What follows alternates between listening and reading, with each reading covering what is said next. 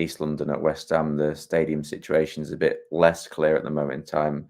West Ham's obviously, you touched on it earlier about the Twickenham deal with Allianz. So West Ham were believed to be in talks with Allianz about a deal at the London Stadium. Yeah. How big a blow would that be for them that they've missed out on that?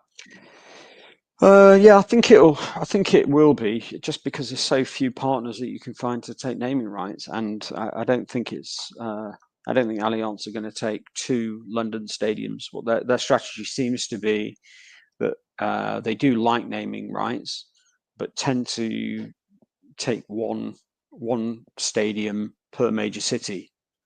So if you go around, they do have a number of stadia around the world, branded, of course, Bayern Munich, the most famous one. So I think it will be disappointing for them, but the revenue that they would have made after the profit share with the local council in any event would have been pretty small.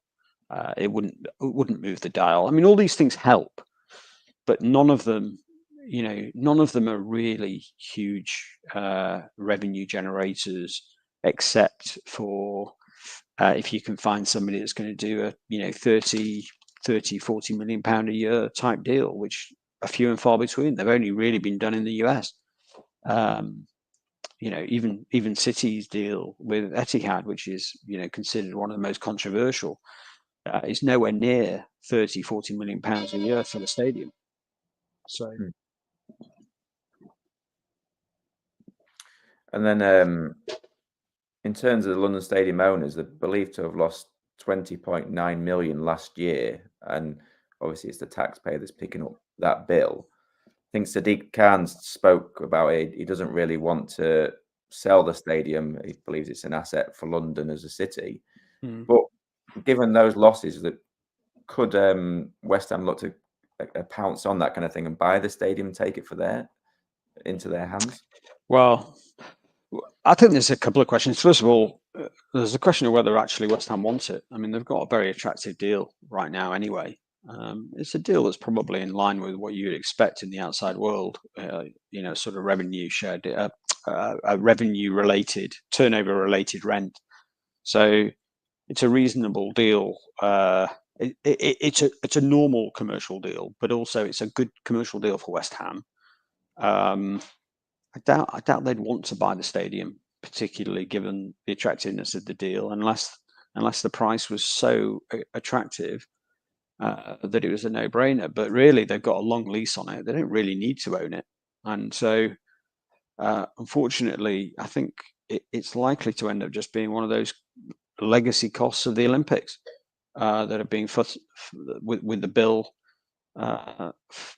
paid for by the taxpayer, just because there's just no real way around it. They chose to have the Olympics. You factor in the cost. The stadium was always going to be a very difficult asset to use if it wasn't for a football club.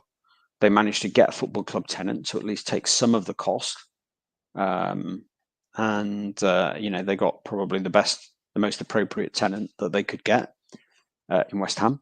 But unfortunately, there is a cost, and I think it's just one of those situations where people are just going to have to live with it, because it's not really in West Ham's interest to buy the stadium, and sounds like Sadiq Khan doesn't want to sell it anyway.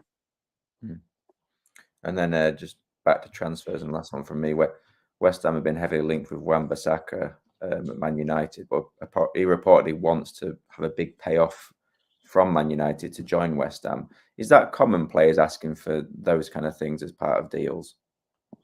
Well, it is where they're still in contract, and let's say Bissaka's got, I don't know, let's say he's paid best part of 200 grand a week on his United contract. I think he's got a year left. I think United are not going to offer him a new contract, and probably West Ham are saying, we'll give you a 3-year contract, but it's going to be 100 grand a week. So for that first year, he's going to be 100 grand a week down.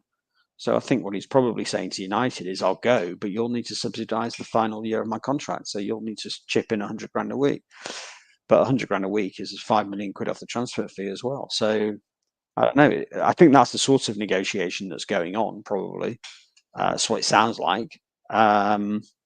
And yes, it's particularly common where you've got a case where a player is on very big money, and the likely suitors for that player are in the tier below. So I think City have sort of got the same sort of situation with Cancelo, the fullback, who's been at Barcelona on loan.